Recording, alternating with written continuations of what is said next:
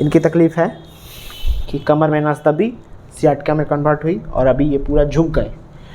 अब ऐसे केस को अगर हम लोग कहें कि ये भी 3 दिन में ठीक कर देंगे, ये संभव बात नहीं है। ये वीडियो मैं इसीलिए बना रहा हूँ कि ये भ्रांति जो है ख़त्म हो कि 3 दिन और 5 दिन का कोई ट्रीटमेंट सब मरीज़ पर एक ही जैसा नहीं होता है। कैसे हो सकता है कि उसी मतलब टका सिर भाजा टका सिर खाजा वाला कहानी हो जाएगा?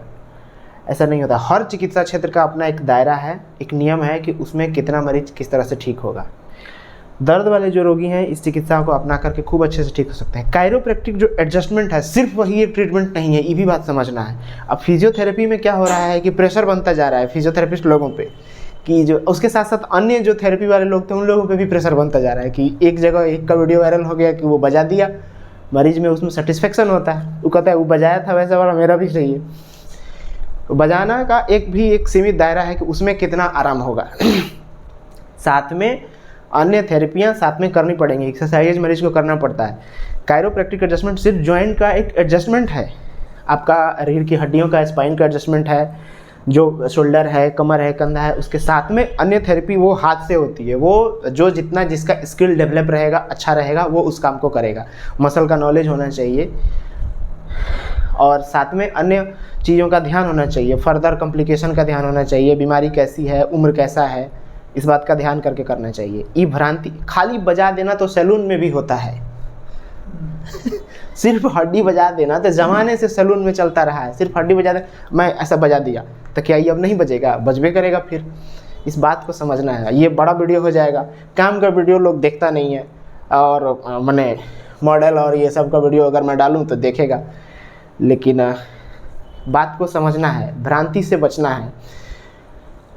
उसके अलावा इस चिकित्सा क्षेत्र का भी दायरा है। अब हम कोई एकदम स्कोलियोसिस का, कंजेनाइटल स्कोलियोसिस है, वो बोल नहीं रहा है, गूंगा है, उस तरह का मरीज को लेकर के ऐसा बजा करके कह दें कि हम उसे ठीक कर देंगे, तो ऐसा नहीं होता है।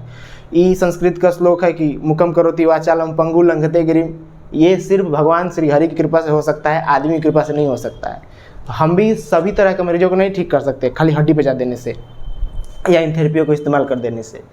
हाँ, जो दर्द वाले रोगी हैं उसको इसमें लाभ होता है, इसको करा सकते हैं। लेकिन भ्रम भ्रांति से बचिए कि 3 दिन में मरीज ठीक हो जाएगा, 5 दिन में ठीक हो जाएगा, ऐसा नहीं होगा। और क्वालिफाइड फिजियोथेरेपिस्ट जो हैं कम से कम उनसे इलाज कराइए, जिसको मसल का नॉलेज हो, चीज़ों का हो ध्यान, वो करके करें। कम से कम BAMS कोई किया हो, BUMS किया हो, BHMS हो, MBBS हो। अब तो मेरे पास कुछ MBBS वाले नए लड़के भी आते हैं, बोलते हैं सर सिखा दीजिए क्योंकि टेक्निक अच्छी है, मरीजों का इलाज अच्छा होता है, इसमें कोई डाउट नहीं है। ये दर्द वाले रोगियों में जो है उसके लिए अच्छा चीज़ है, पर बात को समझ करके करना है। अब 3 का कोर्स करके हो दबाने वाला और 50 किसी भी चीज़ में थेरेपी घुसा देंगे कि हम न्यूरो का कर रहे हैं, ये कर, वो सब नहीं होता है। कोई लीगल चीज़ से काम कराइए और ठीक से रहिए।